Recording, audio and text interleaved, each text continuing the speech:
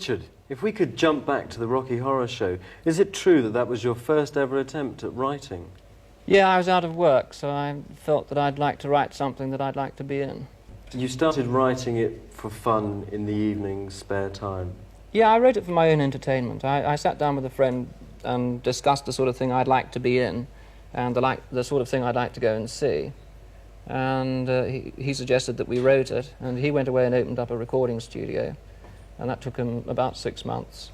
And he came back and said, shall we start writing the musical? And I said, well, it's finished and it's going on at the Royal Court in a couple of weeks' time. Did you ever sort of secretly imagine just how big it could all become? No, it was supposed to run for 5 weeks only, and it ran for 7 years. And it's also played nearly every country I can think of. Yeah.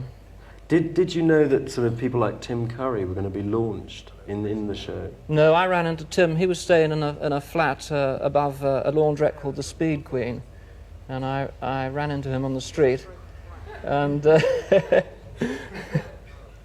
and it went from there, really. Well, that was like 10 years ago, and since then you've actually tried a few other shows, you've written a few other shows, none of which have taken off in the same way. Did you ever worry that the Rocky Horror Show might be beginner's luck? Or? No, I only ever do things for my own pleasure anyway. If, however, they appeal to other people at the same time, then your quid's in.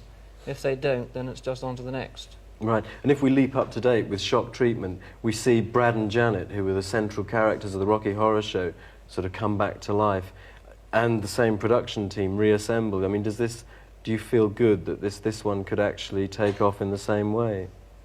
Well, we've done it, that's all I can say. If it takes off in the same way, that's fantastic, but we've done it and we've made a different musical. We've made a unique musical, and it only cost us $4 million, and if you compare that to Can't Stop the Music and Xanadu, then we've made a brilliant musical, film musical. It's sort of the basic story is based on American television.